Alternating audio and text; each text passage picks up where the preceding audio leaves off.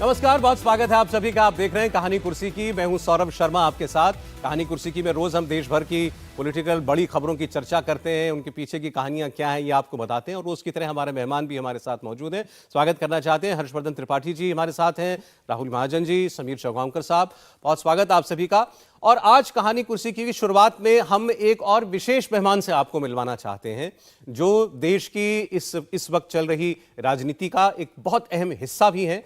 हमारे साथ जुड़ रहे हैं केसी त्यागी जी, जनता दल यूनाइटेड के महासचिव और वरिष्ठ नेता। त्यागी जी, बहुत स्वागत है आपका इंडिया टीवी पर।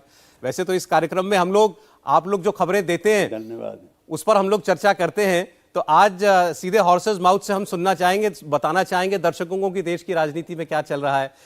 सर, आपके कुछ इंटरव्यूज वगैरह इन दिनों जो आ रहे हैं, तो उसमें ऐसा लग रहा है कि आप बहुत खुश नहीं है जो इस वक्त गठबंधन की स्थिति चल रही है। आपने ये भी कहा कि एक कंफ्यूजन की स्टेट में इंडिया अलायंस है और कांग्रेस को थोड़ी अर्जेंसी दिखानी चाहिए। क्यों आपको ये सब कहना पड़ा?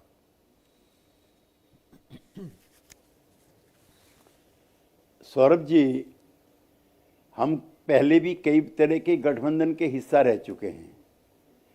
77 में जनता पार्टी के गठन के समय भी मैं सक्रिय था चौधरी चरण सिंह जी के साथ। 89 में मैं खुद एमपी भी था और देवीलाल जी और वीपी सिंह जी के साथ उस मोर्चे में भी हम सक्रिय थे।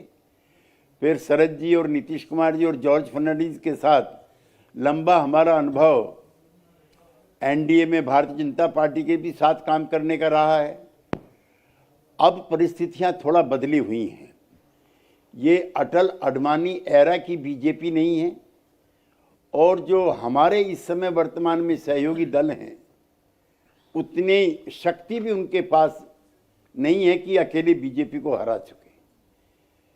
अब से 1 साल पहले देवीलाल जी की जयंती के अवसर पर नीतीश जी और तेजस्वी यादव जी के साथ मैं भी हिसार में गया था। ये सितंबर महीने की बात है, पिछले साल की।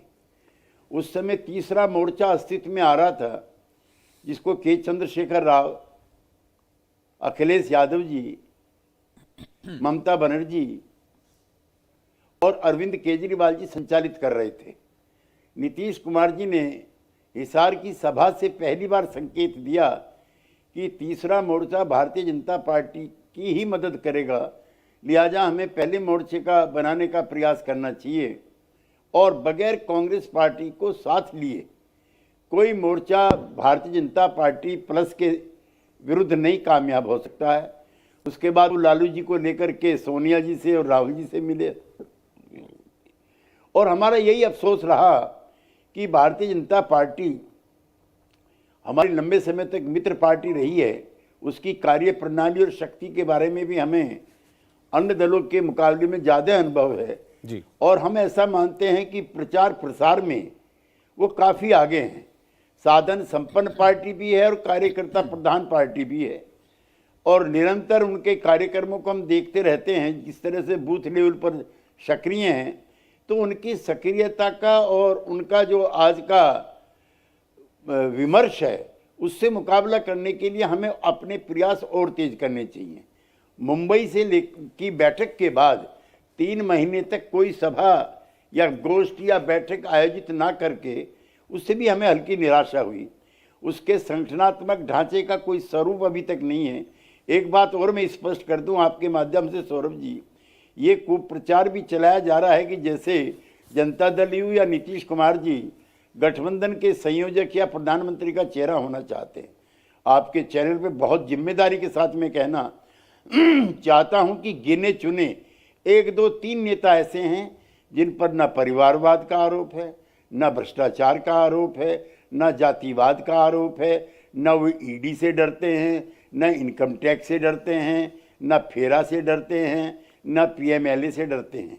लिहाजा नीतीश कुमार किसी भी प्रधानमंत्री पद के लिए, संयोजक पद के लिए किसी से कम क्षमता और योग्यता नहीं रखते, लेकिन हमने कभी कोई शर्त नीतीश जी को कोई पद देने के लिए नहीं लगाई। रोज नए नए तरीके से अखबारों में समाचार जो है संचालित किए जाते हैं, प्रकाशित कराए जाते हैं कि जैसे जनता दल यू किया जा रहा है। मैं ऐसा मानता हूं, और आपके चैनल पे विद्वान लोग बैठे हुए हैं, इनकी उपस्थिति में मैं कहना चाहता हूं कि नीतीश कुमार जनता दल के संस्थापक हैं और संस्थापक संयोजक हैं, जिन्होंने असंभव को संभव करके पटना में दिखाया था। जब राहुल जी के बराबर में केजरीवाल जी बैठे थे, खड़गे जी के बराबर में अखिलेश जी और ममता जी बैठी थी, तो ये ऐतिहासिक कार्य को अंजाम देने का काम नीतीश कुमार जी ने किया।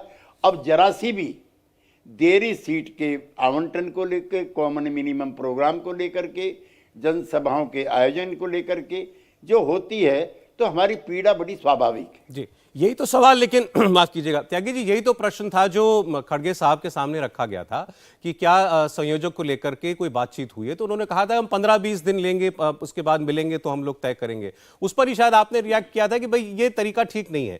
अब चुनाव में दिन ही कितने रह गए हैं, संयोजक अब अगर तय नहीं होगा, सुन पा रहे हैं त्यागी जी? सौरभ जी, मैं नहीं सुन पा रहा हूं आपको।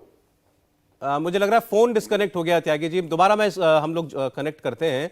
देखिए, उन्होंने त्यागी जी ने बड़ी स्पष्ट तौर पर एक दो बातें कही हैं कि भारतीय जनता पार्टी की जो सक्रियता है, उसके काडर की जो मजबूती है और जो विमर्श वो देश में बना चुके हैं, उसका मुकाबला करने के लिए इंडिया अलायंस को और तीव्रता दिखानी पड़ेगी। इंडिया अलायंस को जल्द से जल्द अपने प्रोग्राम लोगों तक पहुंचाने पड़ेंगे। उन्होंने ये भी कहा कि अभी कोई संगठनात्मक ढांचा जो है इस अलायंस का नहीं है और जल्द से जल्द सीट शेयरिंग की बात भी वो कह रहे हैं। तो कहीं ना कहीं उनको इस बात की निराशा तो है कि जितनी तेजी से इंडिया अलायंस के अंदर ये सारे काम हो जाने चाहिए थे, वो अभी तक नहीं हुए। और जाहिर है इसके लिए जिम्मेदार अगर कोई है तो वो कांग्रेस पार्टी है, क्योंकि कांग्रेस पार्टी ने ही ये अभी जो 5 विधानसभा चुनाव जो बीते हैं उसका हवाला देकर के कुछ वक्त मांगा था और उस बीच 2-3 महीने कोई गठबंधन को लेकर के काम नहीं हुआ। अब जो दिल्ली के अंदर पिछली बैठक हुई है, उस बात को भी आप देखिए तो लगभग 20 दिन बीतने को आ रहे हैं और इन 20 दिनों के अंदर भी ऐसा नहीं दिखाई दे रहा कि किसी ठोस प्रोग्राम के ऊपर कोई बात हो पा रही हो, चाहे संयोजक पद का ही मुद्दा हो। संयोजक होगा या नहीं होगा, इसी बात पर अभी तक कोई क्लैरिटी क्यों नहीं है। फिर मेरे ख्याल से त्यागी जी जुड़ गए हमारे साथ। सर, फोन डिस्कनेक्ट हो गया था, माफी चाहता हूं अगर मुझे अब आप सुन पा रहे हो तो। मैं कह रहा था कि ये जो संयोजक वाली बात आपने कही, यही सवाल मल्लिकार्जुन खड़गे जी से पूछा गया था, जिस पर उन्होंने कहा कि 15-20 दिन में हम लोग मिलकर के ठीक करेंगे चीजें। तो अभी और 15-20 दिन लेंगे, चुनाव में वक्त कितना रह गया है, और संयोजक अगर होना है तो फिर अभी हो, किस चीज का इंतजार है? नीतीश जी हो चाहे कोई और बने? मैं आपसे एग्री कर रहा हूं। संयोजक अगर किसी को भी आप मनोनीत कर रहे थे, चयनित कर रहे थे, तो ये प्रक्रिया 1 साल पहले पूरी होनी चाहिए थी और 15-20 दिन के बाद तो संसद का आखिरी संक्षिप्त बजट सेशन होगा और आचार संहिता लग जाएगी और चुनाव प्रक्रिया शुरू हो जाएगी। तो ये जो देरी है, यही हमारा कष्ट है। इसी को लेकर के मैंने अपने विचार रखे थे, जो लगता है कहीं किसी मित्र पार्टी को अच्छे ना लगे हों। नहीं, लेकिन इसके लिए आप जिम्मेदार किस चीज को मानते हैं? क्या ये सब कांग्रेस पायलट कर रही है इस वक्त?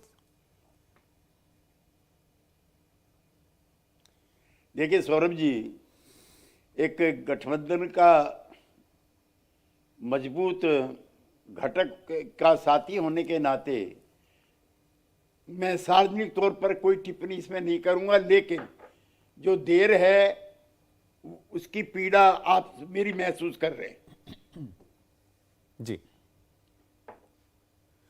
अब हमने ये भी त्यागी जी देखा पिछली बैठक में, दिल्ली की बैठक के अंदर, कि आप तुम्हारे होंगे ममता बनर्जी जी ने और जिस तरीके से केजरीवाल जी ने मल्लिकार्जुन खड़गे साहब का नाम आगे बढ़ाया कि इनको पीएम फेस होना चाहिए था।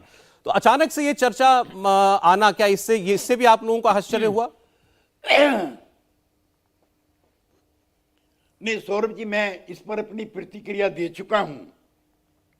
जब ममता दीदी दिल्ली आई थी तो वो केजरीवाल जी के आवास पर उनसे मुलाकात करने गई थी। उसके बाद दोनों नेताओं ने, आपके चैनल पे खबर चली है इसलिए भी कह रहा हूं, ममता बनर्जी ने मीटिंग से 1 दिन पहले सार्वजनिक तौर पर घोषणा की कि इंडिया गठबंधन का कोई चेहरा नहीं होगा। अगले दिन बैठक में अचानक वो खड़े होकर के सार्वजनिक तौर पर, आपके भी चैनल पे दिखाई दे रही थी, उन्होंने कहा खड़गे जी बहुत अच्छे रहेंगे। मैं खड़गे जी की सज्जनता का कायल हूं कि उन्होंने स्वयं खड़े होकर के कहा कि नहीं, मैं इस पद का उम्मीदवार नहीं हूं, वरना ये और विवाद आगे बढ़ता। और उसके बाद केजरीवाल जी, जो किसी के भी चेहरे बनाए जाने के खिलाफ हैं, उन्होंने भी इसका समर्थन किया। तो इस तरह की जो छोटी छोटी चालाकियां होती हैं उससे बड़े काम संपन्न नहीं होते। मैं तो 77 का जो जनता पार्टी का गठन है मेरी आंखों के सामने हुआ है।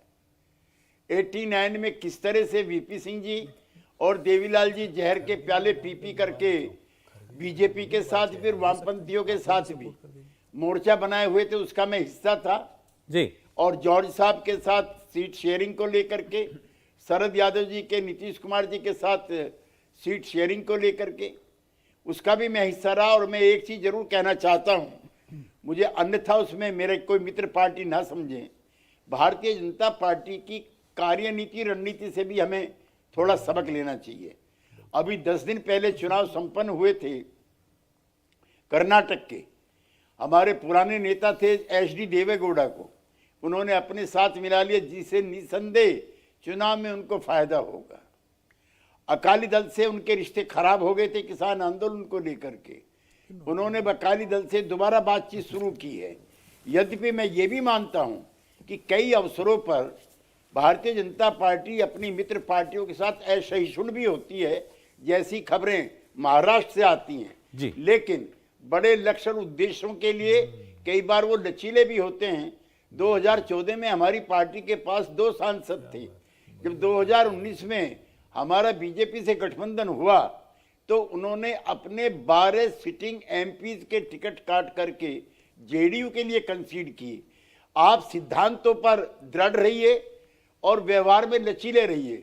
ऐसा ना हो कि आप सिद्धांतों में ढीले पड़ जाएं और डे टू डे की कार्य प्रणाली में रिजिड हो जाए, तो उसके अच्छे नतीजे नहीं निकलते हैं। सौरभ जी। तो सर मैं रोक नहीं पा रहा हूं अपने आप को पूछने से, जो आपने जिस बात की सराहना की कि कुछ पुराने साथी जो छूट गए थे उनको बीजेपी साथ लाने के प्रयास कर रही है, जो अकाली दल हो या देवेगौड़ा साहब की पार्टी को लाने की कोशिश हो रही है, क्या जेडीयू और बीजेपी भी एक साथ आ सकते हैं? इन दिनों चर्चाएं तो बहुत है।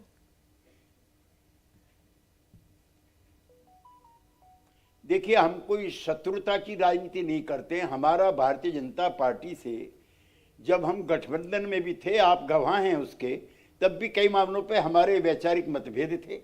हर्षवर्धन जी बैठे हैं, सीनियर जर्नलिस्ट हैं।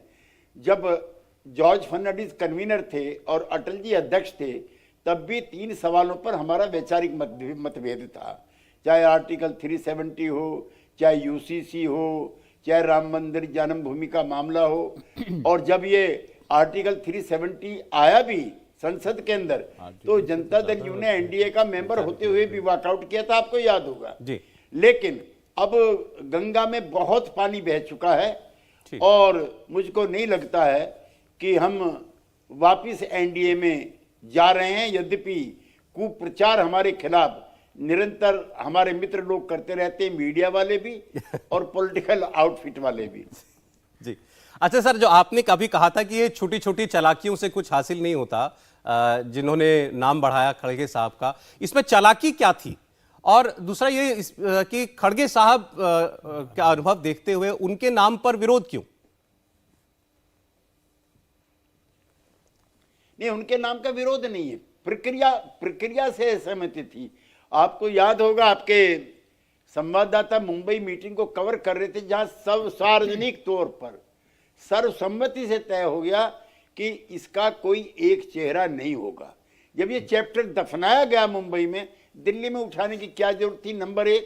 नंबर 2, आप पहली शाम को प्रेस के सामने घोषणा कर रहे हैं कोई चेहरा नहीं होगा, मीटिंग में यकायक खड़े होकर के आप कहते हैं कि चेहरा होगा, तो ये अच्छी बात नहीं है, मर्यादित बात नहीं है। मैं पुनः फिर खड़गे जी को साधुवाद देना चाहता हूं, जिन्होंने इसको विराम दिया।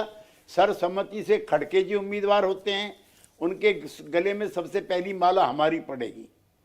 लेकिन ये तय हो गया है कि कोई भी एक चेहरा नहीं होगा जी। ये भी सही है कि हमारी पार्टी की तरफ से हम भी ये मानते हैं कि नीतीश कुमार जी भी बहुत अच्छे चेहरे हैं, जिनके दामन में कोई दाग नहीं है। लेकिन जब मुंबई बैठक में बात ये तय हो गई, किसी अवसर पर किसी स्टेज पर हमने न इस प्रकार की लॉबिंग की और न इस प्रकार के वक्तव्य दिए जी।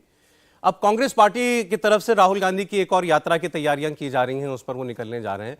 आपने ये भी कहा कि यात्रा निकालनी थी तो कांग्रेस की यात्रा नहीं, फिर इंडिया गठबंधन के साथियों को साथ लेकर के कोई इंडिया की यात्रा निकालनी चाहिए थी, और आपसे परामर्श भी नहीं हुआ इस बारे में। अब सौरभ जी कितना समय बचा है?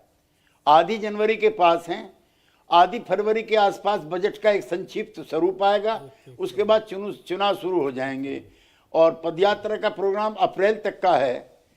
अब बहुत अच्छा होता है, इस यात्रा का मैं स्वागत करता हूं। और एक चीज और ऑन रिकॉर्ड कहना चाहता हूं कि कांग्रेस पार्टी जितनी मजबूत होती है, हमारा गठबंधन उतना ही शक्तिशाली होता है। हम कांग्रेस पार्टी की बढ़त के खिलाफ नहीं है, न पदयात्रा के खिलाफ है, लेकिन एक तो कांग्रेस की भारत जोड़ो यात्रा के बजाय ये इंडिया गठबंधन के बैनर के नीचे हुई होती, जो चुनाव के दिनों में इसका महत्व और बढ़ता और इसकी व्यापकता भी और बढ़ती। एक दूसरा, किन किन राज्यों में ये गुजर रही है, वहां के महत्वपूर्ण नेताओं की एडवांस में ही एक्सेप्टेंस लेकर के प्रचार प्रसार किया जाता, तो ये और कॉम्प्रिहेंसिव और ब्रॉड बेस होती। हमारा यात्रा से विरोध नहीं, हमें राहुल गांधी जी की जो लोकप्रियता बढ़ेगी उससे विरोध नहीं है, लेकिन हमारे कहना ये मीनिंगफुल होनी चाहिए। और यूं भी इस समय वो सबसे बड़े नेता हैं कांग्रेस पार्टी के, उनकी उपस्थिति दिल्ली में ज्यादा आवश्यक है। अगर किसी राज्य में किसी सहयोगी दल के साथ गठबंधन को लेकर के कोई विवाद है तो राहुल गांधी की अथॉरिटी है कि उसको सॉल्व कराएं। तो यहाँ की सारी चीजें समाप्त करने के बाद और इंडिया बैनर के नीचे अगर वो यात्रा करते तो अच्छा होता। जी हर्षवर्धन जी, त्यागी साहब कुछ पूछना चाह रहे हैं आपसे। केसी त्यागी जी, पहली बात तो जितनी बातें आपने कही उससे किसी से भी असहमति जैसा नहीं है। अच्छा है कि आप बोल रहे हैं। हम यही बात कहते थे कि इंडिया के बैनर पर होना चाहिए, तो कांग्रेसी प्रवक्ता कहते हैं कि आप लोग तो कुछ उल्टा बोल रहे हैं। लेकिन आपको ऐसा नहीं लगता कि जो छोटी चालाकी की आप बात कर रहे हैं, वो छोटी चालाकी खरगे जी का नाम जो ममता जी और केजरीवाल जी ने आगे बढ़ाया, वो नीतीश जी को लक्षित करके नहीं था, वो कहीं राहुल गांधी ज्यादा बड़ा निशाना थे? ऐसा नहीं लगता आपको?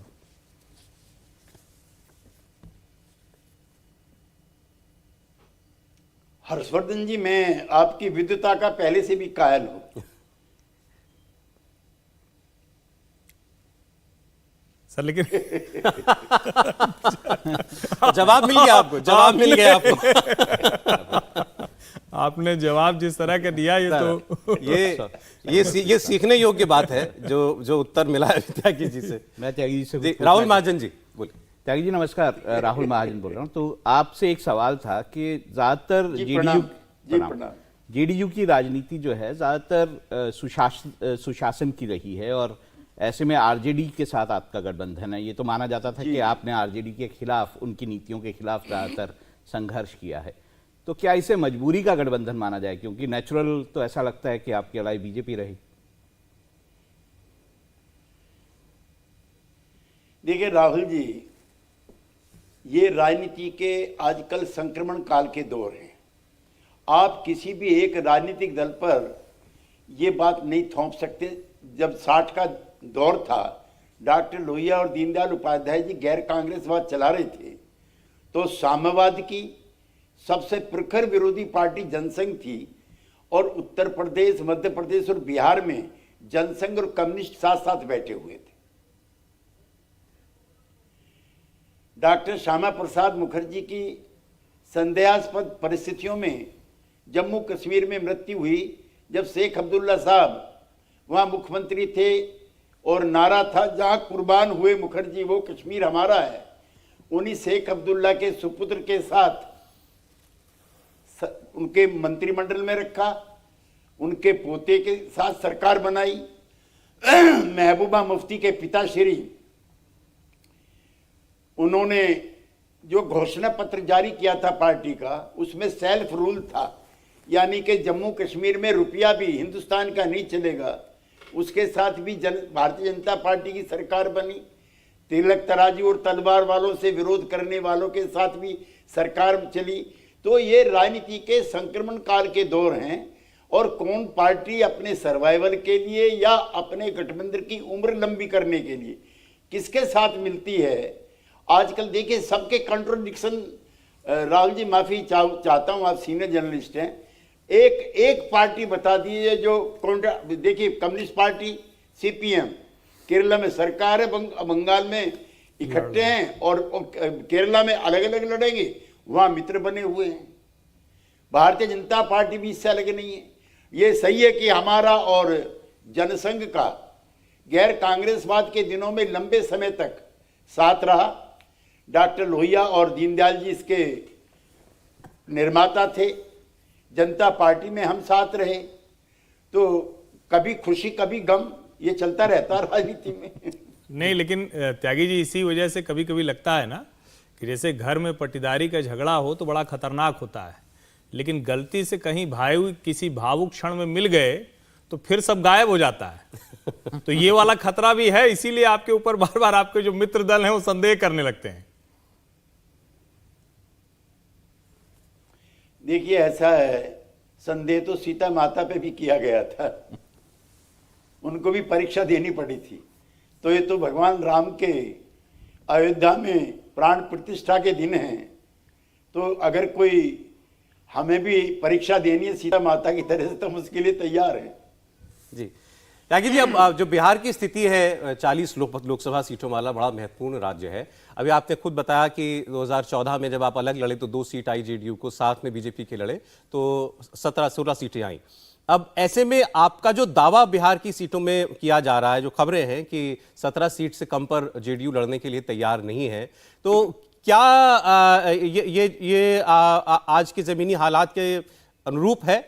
क्योंकि बात तो सही है, 19 में तो नरेंद्र मोदी को प्रधानमंत्री बनाने के लिए वोट मिला आपको।